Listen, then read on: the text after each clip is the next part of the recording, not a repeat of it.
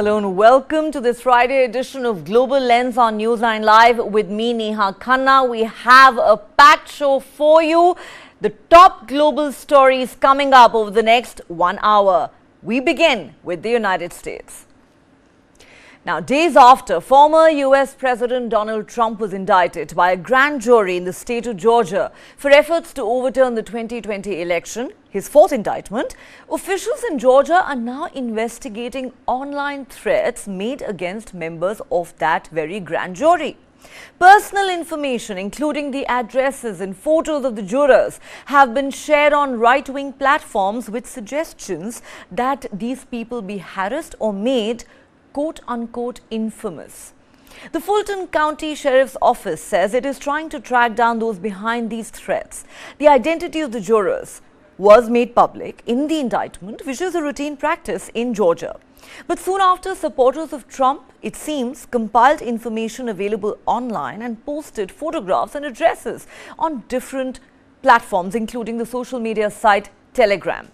As we said, this comes just days after the jury voted to indict the former president on 13 charges, which include racketeering and election meddling. He has termed the charges politically motivated. Officials say, along with jurors' personal information, threats against them were also shared on these platforms. The police say the threats could amount to jury intimidation. The Fulton County Sheriff's Office has said they take the matter very seriously and would respond quickly to ensure the safety of the jurors. In one message shared on Facebook, a user wrote, "I thought it only fair to share a few names from that grand jury." The post, which included possible addresses and phone numbers for several jurors, was later removed.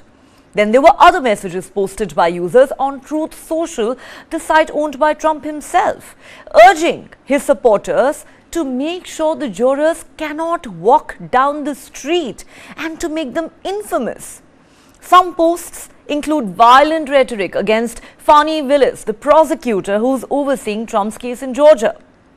Two NBC News reporters who wrote about the grand jury incident also had their own purported addresses posted online. And guess what? The FBI is already investigating threats against Fulton County officials. Many are calling this a hit list. Georgia is an outlier in the US legal system as it shares the identity of the jurors, which it says is to allow the public to have greater faith in the legal system. But they don't make the addresses or any personal information of the jurors public. Trump, who is the frontrunner for the Republican nomination to run for president in the 2024 election, has consistently hit out at those leading cases against him. Earlier this month, US prosecutors reported a post that Trump had written on Truth Social to a judge, claiming it was intended to intimidate the people involved in a case against him. And that's not all. A woman in Texas has been charged for threatening to kill Tanya Chutkan, the judge in Washington who is overseeing the federal election interference case against Donald Trump. Last week, FBI agents killed an armed man in Utah who reportedly made death threats against President Joe Biden a few hours before Biden landed in the state. He came to the attention of federal agents how? After he posted a threat on Truth Social, Trump's site. The company alerted the FBI's National Threat Operations Center, and in the midst of all this, a Canadian woman has been jailed in the United States for 22 years for sending a letter laced with ricin, a poison, to Donald Trump when he was president. Now, Trump critics say statements by the former president and his allies continue to inspire violent language and threats online, and this latest episode shows that you don't have to be a politician or government official to be a target. Many are now demanding that Republicans denounce these threats and the statements that inspire them. Earlier this month, following an indictment by US Special Counsel Jack Smith in a similar case on his efforts to overturn his election defeat, Trump lashed out on Truth Social saying, "If you go after me, I'm coming after you." Meanwhile, Trump now says he will no longer hold a news conference next week to unveil what he claims is new evidence of fraud in Georgia's 2020 presidential election. He says his lawyers have advised him against it. Also, Trump's lawyers are now suggesting that his trial in this case should take place in 2026. All right, for more on this story, let's now go across to Ramakrishnan Sridharan, consulting editor with News9, who joins us live from Washington, D.C. Welcome to the show, Sri. Just what's going on here? Just when you think that Trump supporters can't go any crazier, they prove you wrong and do. I mean, in this case, it's not just, some random remark. These are downright inflammatory posts. It seems like an incitement to violence, a target being painted on the back of the very people who recently indicted Donald Trump. To use words like, let's make them infamous, let's make sure they cannot walk down the street. Now, yes, this is being investigated already. But really, what does this tell us about where American politics is headed, how things are likely to pan out in the months ahead as these trials get underway? And let's not forget, next year you have the US presidential election. True, Neha. What is happening right now in the US, and especially with regard to Mr. Trump, is truly unprecedented, because there is no other American president who has been indicted in this fashion. And it's not just one indictment. In the case of Mr. Trump, we are looking at 4 different indictments which have been brought against him. And that has really divided people, polarized opinion. And there are people who have got, split. There's a big chasm which has emerged in the American society because of what is going on.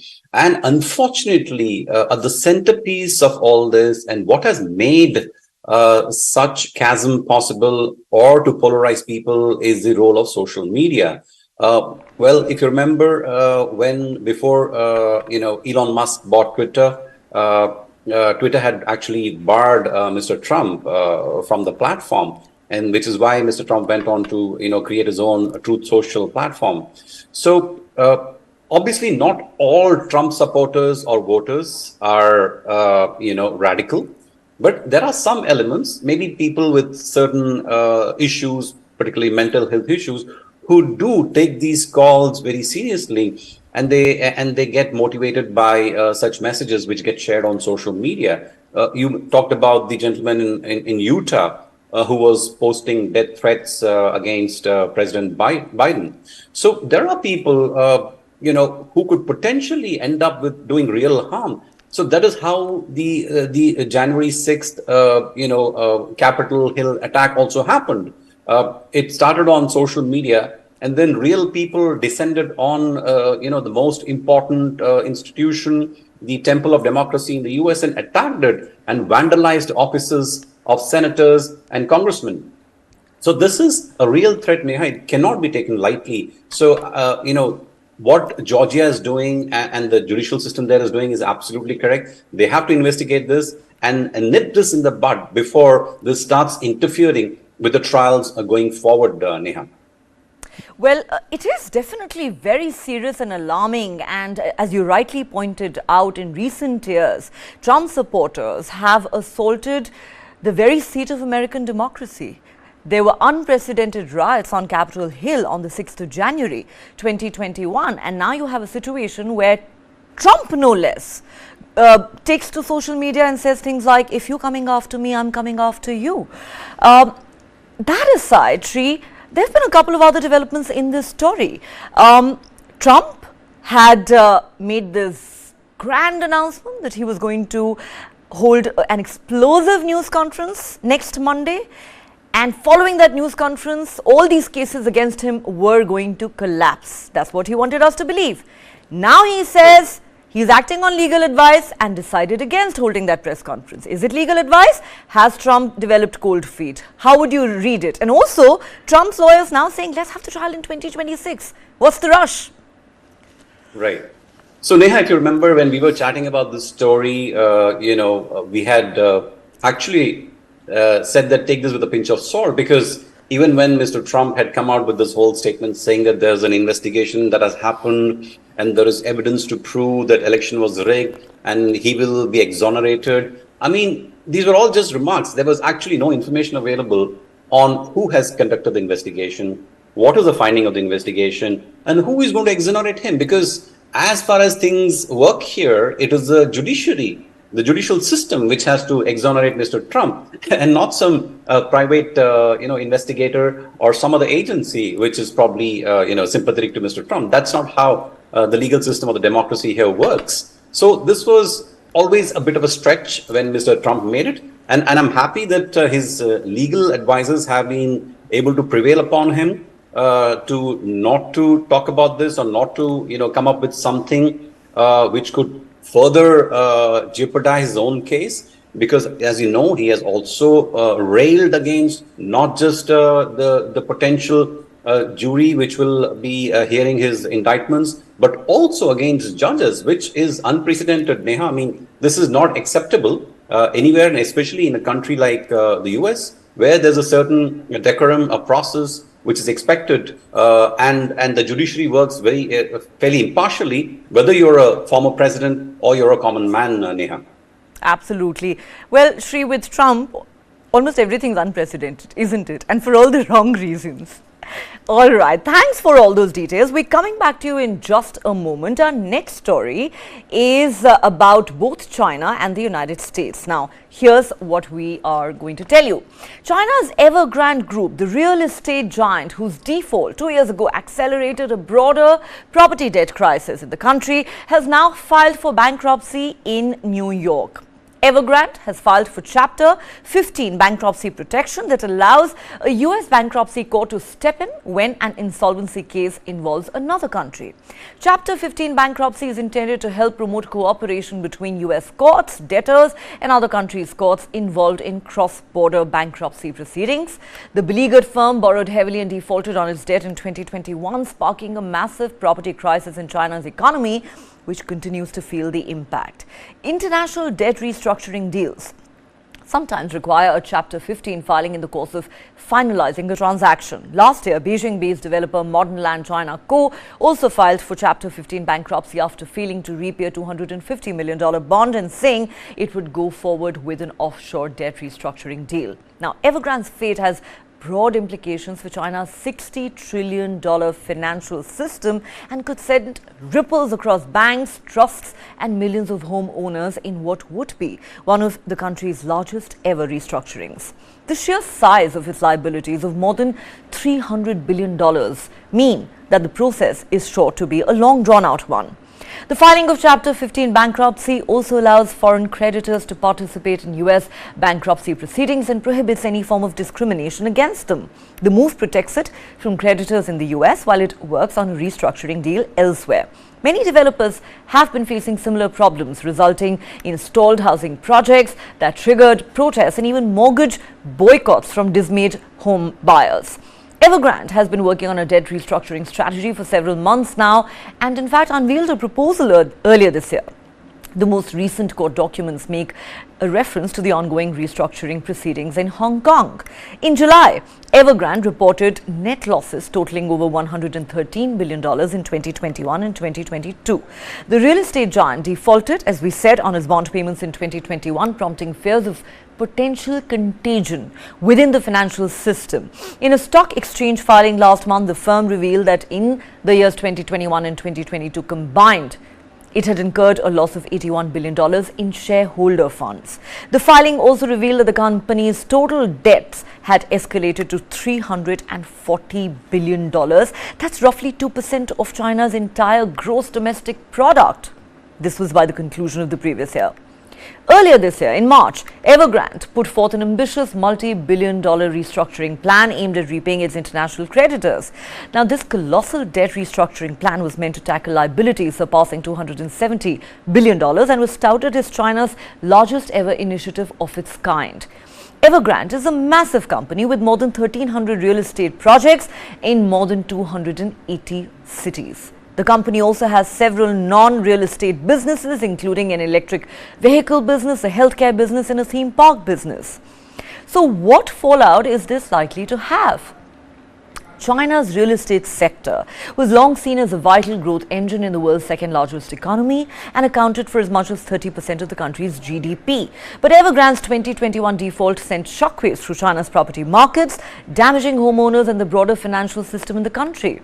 The company's default came after Beijing began cracking down on excessive borrowing by developers in an attempt to rein in soaring housing prices. Since Evergrande's collapse, several other major developers in China, including Cassia, Fantasia and Shimao Group, have defaulted on their debts.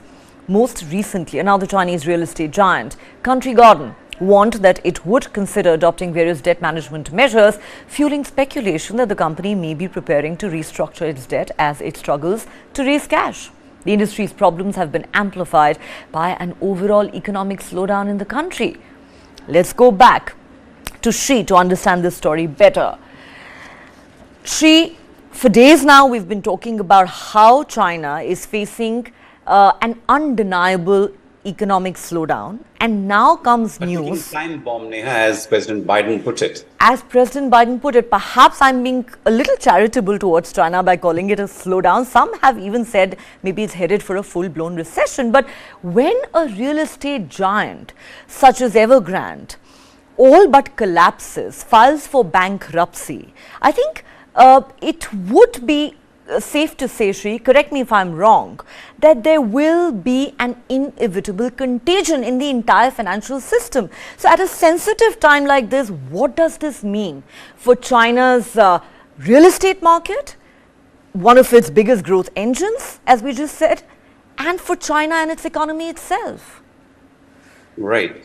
So, Neha, the Evergrande story has been playing out since 2021. And the reason why Evergrande is seeking a US court bankruptcy protection is to make sure that the reorganization that it is working on with a bunch of creditors is not thrown out of US court, can intervene and make sure that the negotiations happen properly and the interests of the businesses and the assets are protected. So that's a reason why Evergrande is like filing for this protection in the US, apart from the fact that it has US assets. So there is some sweet irony in this, that the largest indebted Chinese developer is seeking the protection of a US court to make sure that its restructuring goes through. Now, that apart, Neha, I think the real question is what happens to China's real estate market. Is it going to implode? I think that really is the million-dollar question, Neha, because if you look at China over the last 30 years,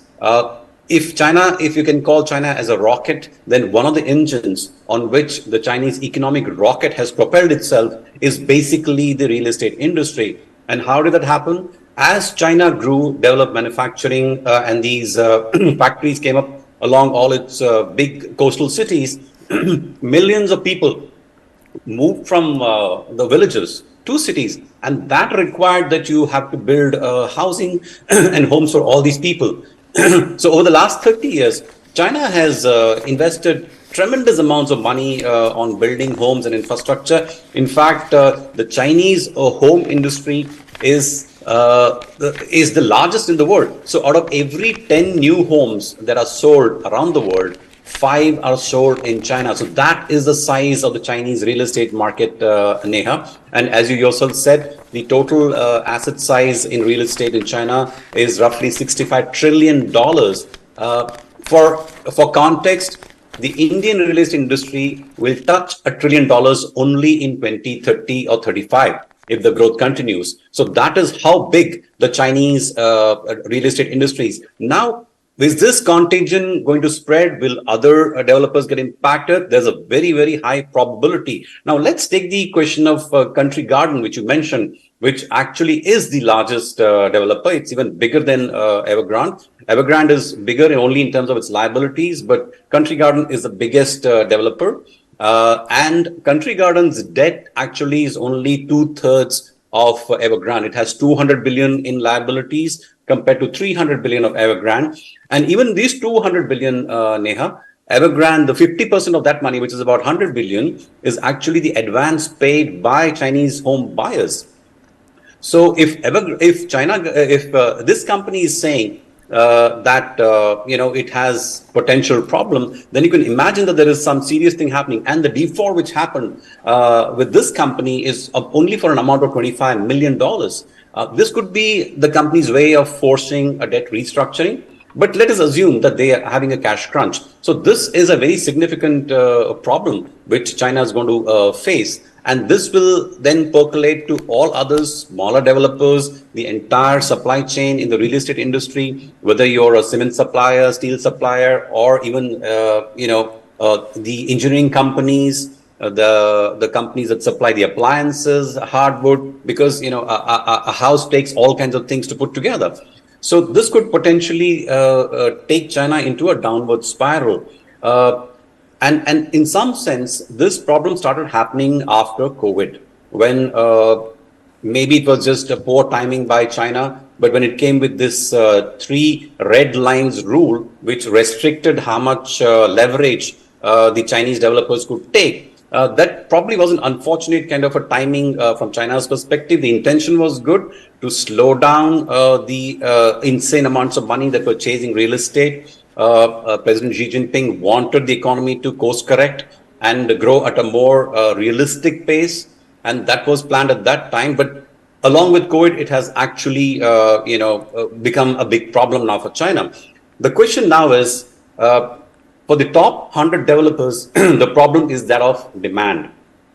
The economic slowdown in China has actually taken buyers off the market. So these buyers have collectively looked at something like a 30% drop in sales of their homes. And this could potentially get worse. As we discussed, China's unemployment rates are going up, especially among the youth, who tend to be your home buyers to begin with, because they are not homeowners. They want to buy their first home, get married, raise a family. So that's your big market. If that gets impacted, then it's going to compound the problem for Beijing.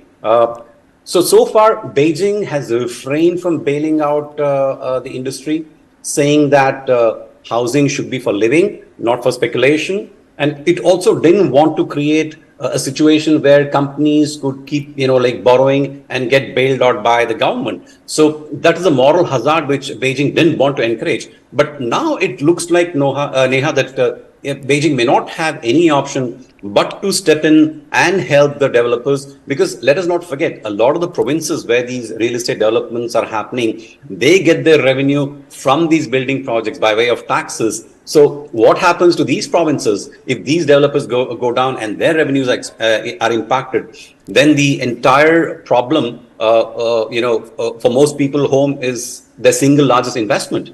If that gets impacted, you have potentially serious social problem on your hand, which, of course, Beijing wants to avoid at all cost, Neha. Absolutely. Well, if the real estate industry of China is on the verge of an implosion, I'm not sure how much Xi Jinping calling for patience and resilience is going to help matters. All right. We are talking about China's growing economic crisis. Let's now turn our attention to India's economy. And well, we're going to talk about the India growth story. Prime Minister Narendra Modi has written a detailed blog that's been posted on LinkedIn, the professional networking site. In this post, he talks about different aspects of the India growth story. He's quoted 2 reports on the Indian economy, one from SBI Research and another by Anil Padmanabhan. The research by SBI points out, based on income tax returns, that the weighted mean income in India has made a commendable leap in the last 9 years, from 4.4 lakh rupees in the fiscal year 2014 to 13 lakh rupees in the current fiscal. Padmanabhan's study of income tax returns data suggests a widening tax base across various income brackets. Each bracket has seen a minimum 3-fold increase in tax filings, some even achieving a nearly 4-fold surge. Further, the research highlights the positive performance in terms of increase in income tax filings across states.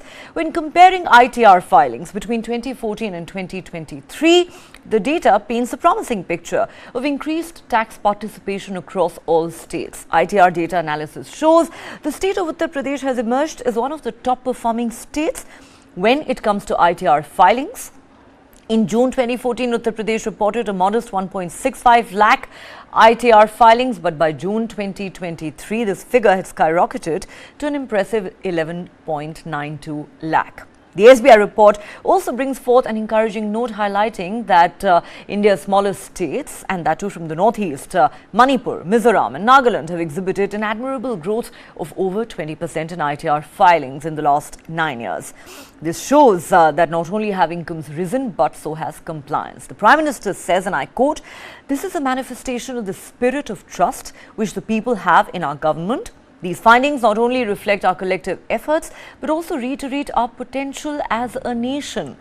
Growing prosperity augurs well for national progress. Undoubtedly, we are standing at the cusp of a new era of economic prosperity and are on course towards fulfilling our dream of a Viksit Bharat or developed India by 2047. Of course, that is something that the Prime Minister said on India's 77th Independence Day earlier this week. All right.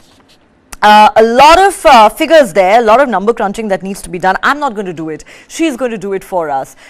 Shri, what should we make of the data that's been put out by the Prime Minister? Well, a lot of this does sound encouraging, but as a layperson, I want to ask you, how good a measure are income tax returns of the country's economic growth and prosperity? Let me start with the numbers, Neha. When Prime Minister Modi took over as the Prime Minister in 2014, India was a $2 trillion economy. Today, we will end 2023 with possibly 3.75 trillion. So let's say broadly 4 trillion. So we have pretty much doubled in size over the last 10 years. And as a result, the per capita income of the average Indian has also gone up from about roughly $1,500 to now almost $2,700. So that's again a very significant growth in income and prosperity for the average Aam Aadmi. And obviously, the credit for that goes to the Modi administration, the Prime Minister, and the policies which they have implemented. And the other important thing, Neha, which has happened is the use of technology, which again is something, an initiative driven by the Prime Minister himself, which is on the digitalization of our cash payment system. As more and more tax payments go digital, there is no way for people to hide their income or their wealth. Digitalization makes sure that there's a footprint that you leave and you come within the tax bracket. So all the digitalization has actually helped even at the lower level where you're going to buy vegetables or you're paying for a small service, pan wala, cigarette wala, everyone is now accepting digital transaction as payment. So that has made it easy for tax authorities to track and bring all these transactions mainstream. Cash component, while we are a growing economy, cash component may not have dropped, but in relative sense, the transactions on platforms are going up. So that's a good thing. Now, the other thing which I would really want, the government to do is basically start. This is something controversial. I'm like aware of it, but I think this has been talked about for a very long time in this country, and no one has really had the guts to basically bell the cat. So this is basically the agricultural income, Neha. We have to tax agricultural income in this country. Now,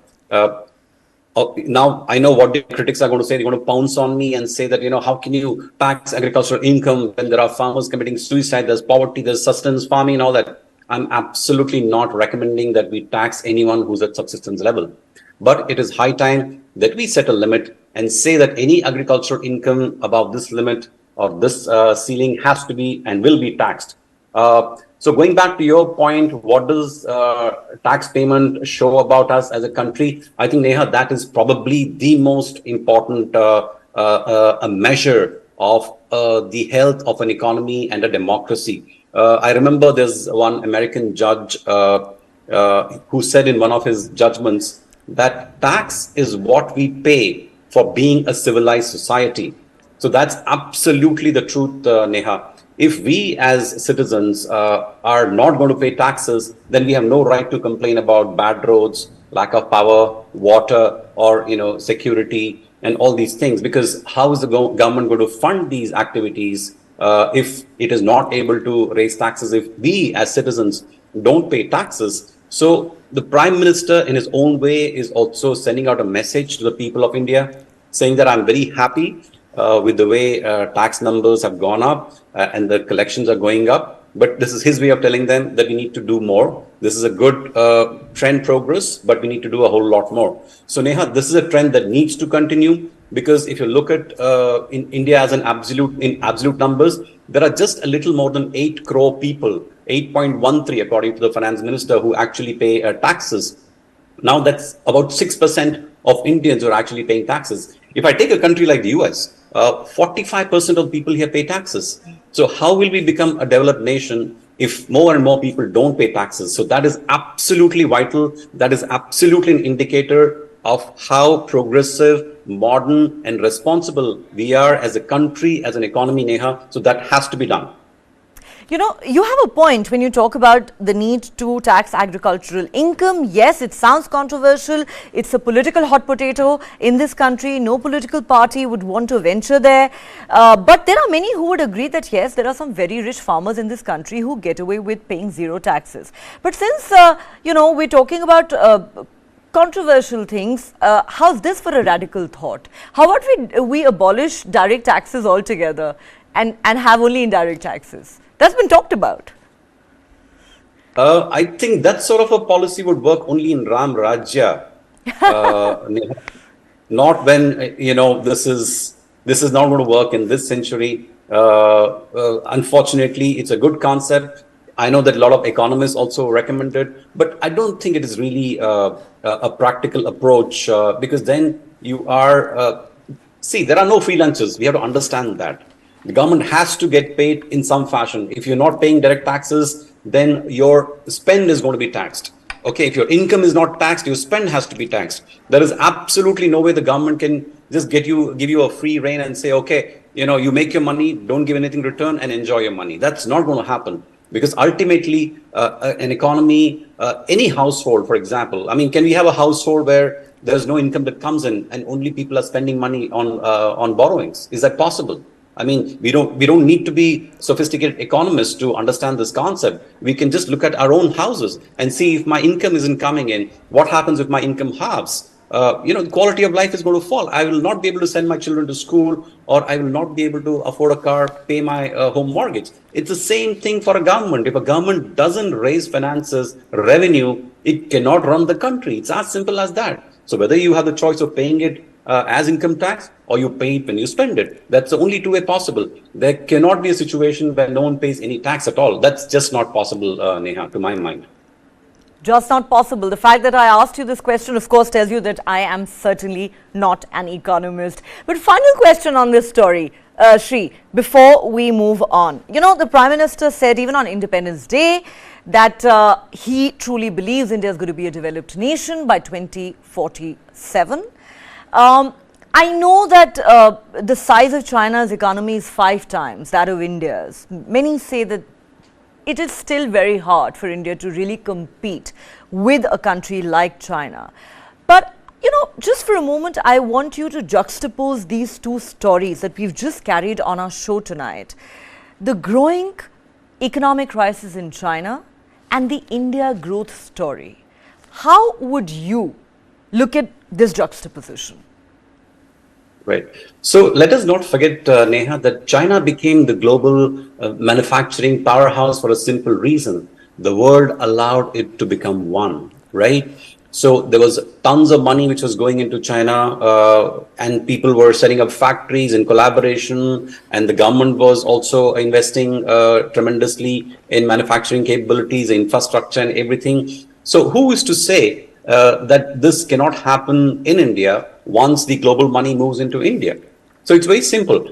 China did this over the last 30 years, and why can't India become a large economy in another 20 years? Absolutely. I mean, as long as the environment is there, and we give everyone a far more stable environment, which even China today does. I think our judicial system, our political system is far more secure and far more comfortable for global investors than China ever was. So I absolutely believe that India can become a major economic powerhouse. It could become potentially, the second largest economy, or maybe going some far into the future, possibly even the largest economy. So it's a question of India staying on the course and creating an environment where the world trusts us and monies come in, and we are able to not just build our services industry, but also manufacturing industry, Neha. So this is not a far-fetched thought or a dream. This is something which is within our means. And it is our loss, Neha, if we don't actually go out and grab this opportunity.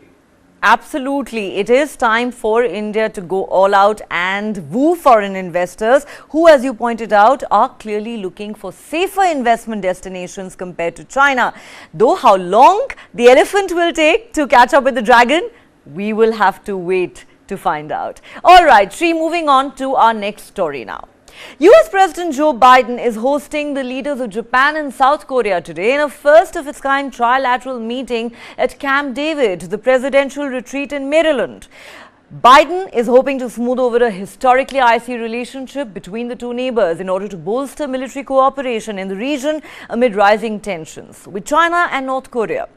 Now, the meeting between Japanese Prime Minister Fumio Kishida and South Korean President Yoon Suk-yeol marks the first time that Biden has actually used the Maryland retreat for a summit during his presidency. US Secretary of State Antony Blinken has said this summit comes at a moment when our region and the world are being tested by geopolitical competition, by the climate crisis, by Russia's war of aggression against Ukraine, by nuclear provocations. Our heightened engagement is part of our broader efforts to revitalize, to strengthen, to knit together our alliances and partnerships. US officials are confident that its two main allies in the region share Washington's view on most global issues, although a joint statement is expected to stop short of directly referring to China to reflect South Korean reservations about openly criticizing Beijing. Now, Blinken added, Japan and South Korea are core allies, not just in the region but around the world. And the summit would mark what we believe is a new era in trilateral cooperation. He said he expected a continued focus on North Korea given the endless provocations, but the meeting would address a much more expansive agenda. Japan and South Korea are some of the most strategic US allies in the Pentagon's heavily armed Indo-Pacific area of responsibility, the geographic combatant command that hosts more than half of the globe's 10 largest standing militaries. The summit comes as tensions between Beijing and Washington have intensified over China's territorial expansion in the South China Sea, aggression towards Taiwan, allegations of espionage and human rights abuses. The US ambassador to Japan, Rahm Emanuel, recently said countries in the Indo-Pacific are desperate for an increased American presence as they fear the risks of an unanchored and untethered China. Aimed at forging a trilateral alliance, the occasion marks the first summit involving the three nations outside international forums and is the first time that foreign leaders will visit the US presidential country retreat since 2015, underscoring the importance of this meeting to Washington. But the Japanese ambassador said the meeting, along with other security initiatives like the Quadrilateral Security Dialogue and the US's trilateral pact with Australia and the UK known as AUKUS, symbolizes a restructuring and strengthening of America's alliances and commitments in the region. He went on to say China will never win the award for the good neighbor policy. They have a land conflict with India. They just fired water cannons at the Philippine Coast Guard. They're in constant conflict for the Senkaku Islands, the Japanese name for the chain of islands in the East China Sea that Beijing claims. The ambassador also said China's military fired 5 missiles on Japan's exclusive economic zone following a visit last year to Taiwan by the then US House Speaker Nancy Pelosi. He says they've had economic coercion as recently as 2017 against South Korea and then Australia. I'm doing this by memory and I'm probably missing half of it. The summit, aimed at deterring China's growing aggression, has been greeted with relief in Washington as it attempts to present a united regional front against Chinese military activity near Taiwan and North Korea's development of more powerful weapons of mass destruction in defiance of UN-led sanctions. And needless to say, most observers believe China is not happy at all with this trilateral cooperation and will keep a hawk's eye on this summit.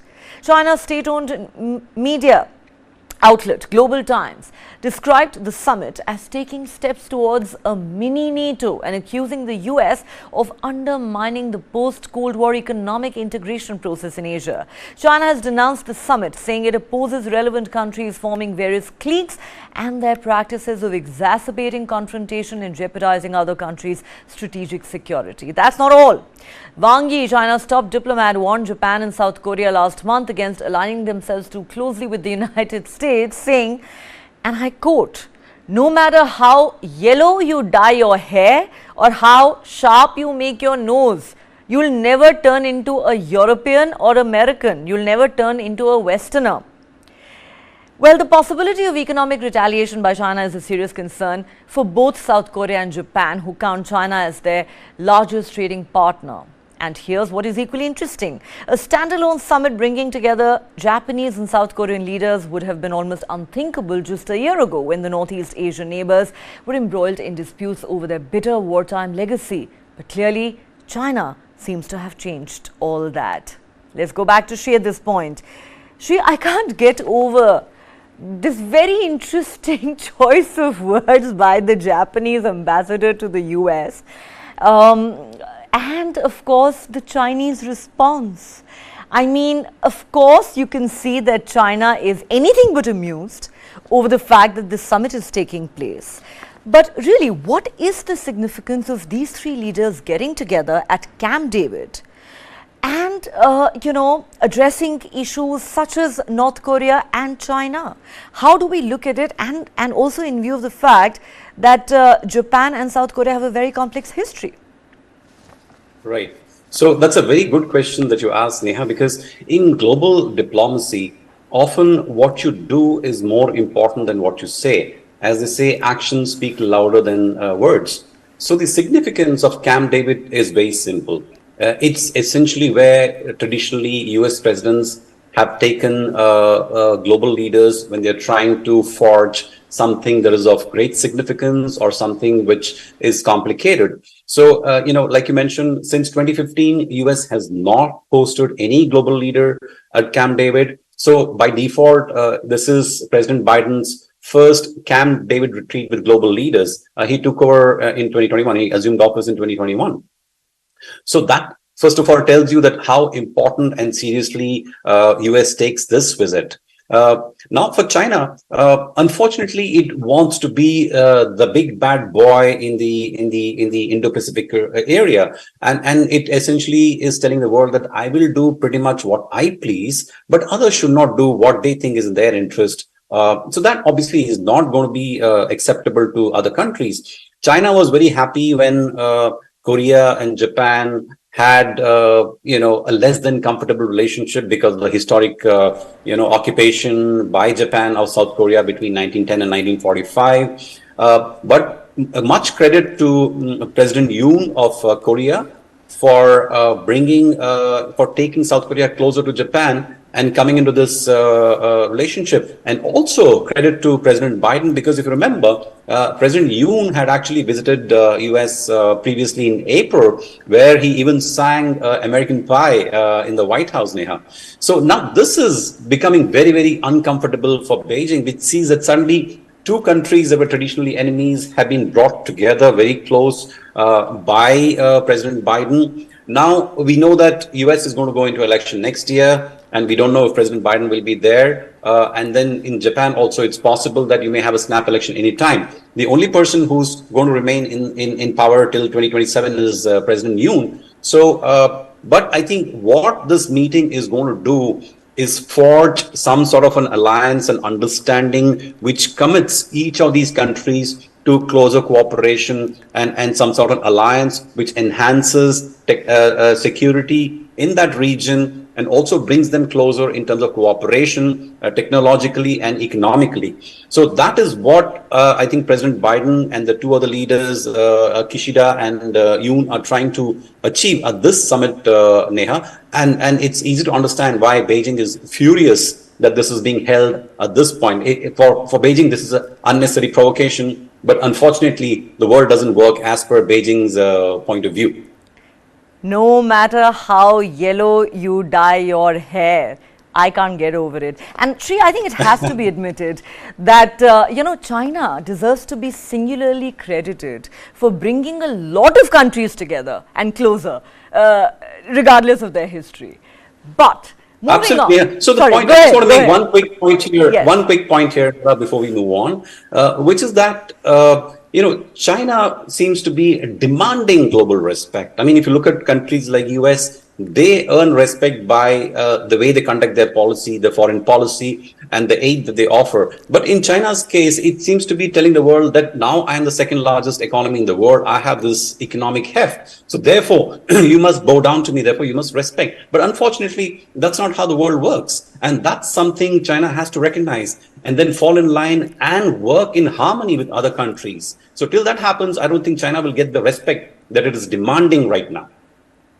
China should work in harmony with the rest of the world. I think you ask for too much, Sri. All right, let's now move on to our final story in this segment. For decades now, we have heard endlessly about the great American dream. The United States of America being the undisputed El Dorado for the entire world, the land of boundless opportunities. But is that much touted American dream turning just a bit sour, at least for some? Is urban decay the new reality of many American cities today? Silicon Valley, San Francisco, for instance.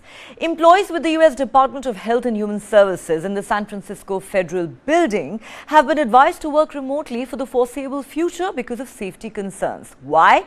Because the building, which is home to many federal agencies, is now surrounded by drug dealers and users who gather on a daily basis. Hard to believe? Well, you can't make that up. There are multiple videos circulating on social media that bear testimony to the Silicon Valley's steady decline.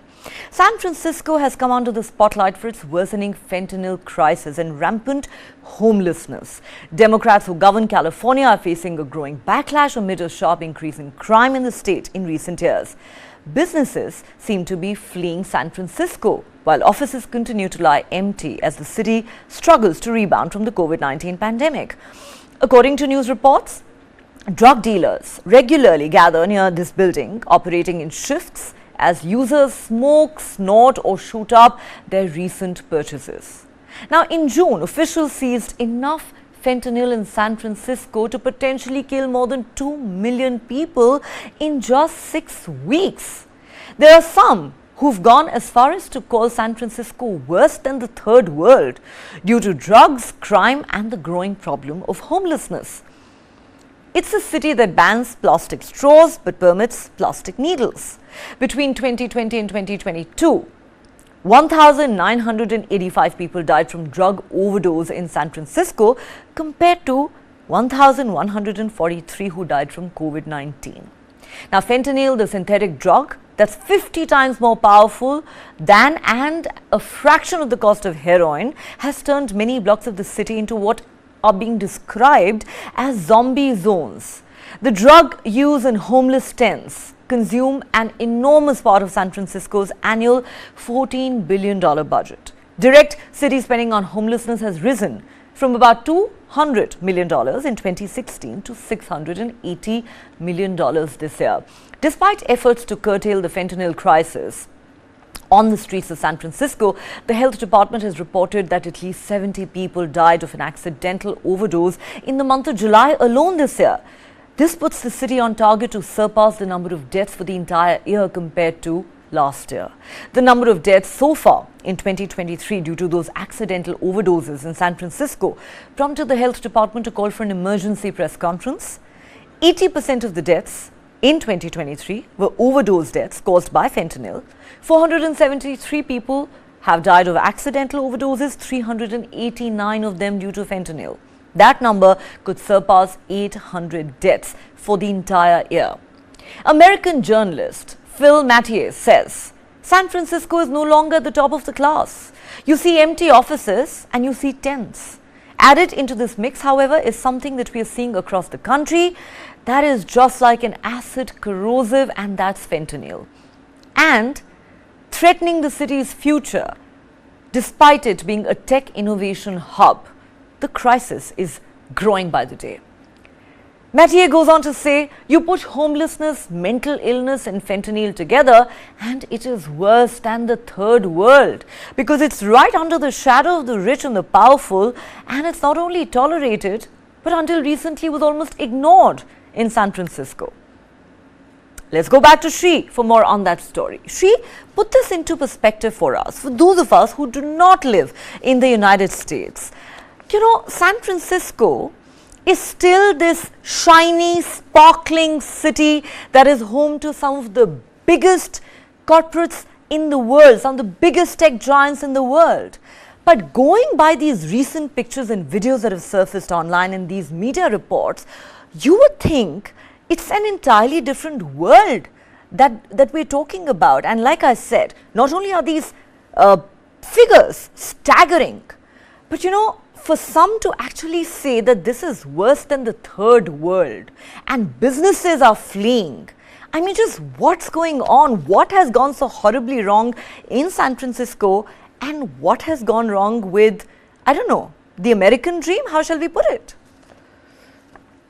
So, Neha, the opioid crisis, and fentanyl is one of the drugs which is derived from opium. The opioid crisis which the US is facing right now is probably its single biggest threat. It is not China. It is not any other country. It is no other innovation. This is the drug problem which is actually emerging as the biggest challenge for American society.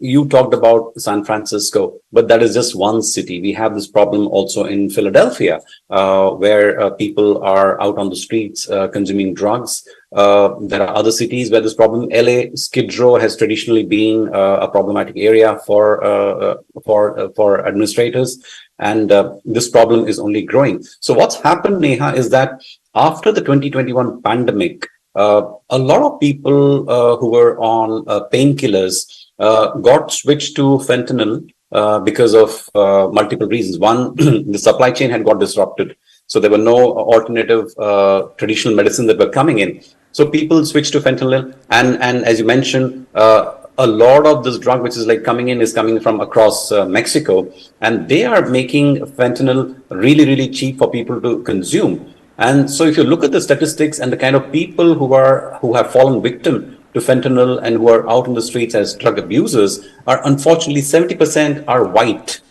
which is unusual in this country, because typically you have either the blacks or the Hispanics who are homeless or typically have this issue. But in this case, it is 70% white people. So why is that? It's because a lot of them are army veterans, people who went to fight wars, came back with injuries, came back with issues. They are on medication with bodies broken, and they are on painkillers. So when these people switch to fentanyl, it became really, really addictive. You said it's 50 times more powerful than cocaine. That is absolutely the case. And the other thing that's happened is they have also started mixing fentanyl with a horse sedative called ketamine. So the zombie word that you used actually emerges from some of these drug abusers who become zombie-like after they have taken fentanyl and mixed with this horse sedative. They can be in a suspended animation for several hours, and that is becoming a common sight, unfortunately, in some parts of San Francisco. Although California is the engine, is the hub of innovation, that hasn't changed. But this is a very unfortunate development which has happened in San Francisco, in parts of LA, in parts of Philadelphia, and some of the cities, which the government now needs to, really address in a very significant fashion. And the first thing to do would be to, curb import of and stop basically drugs flowing in from the border in Mexico into US, Neha. So that is a big crisis which this administration and the next administration will have to deal with in order to get the American dream, as you said, back on track, Neha. Well, clearly a lot that needs to be done on that front. I must say this story does come as a shocker. Well, on that note, Shri, thank you so much for that marathon segment on Global Lens tonight. And here's hoping you have a great weekend ahead. Thank you, Neha. Absolutely my pleasure to be on the show. Thank you. Thank you so much, Shri. All right, time for us to take a quick break here on Global Lens, but there's more on the other side. Stay with us.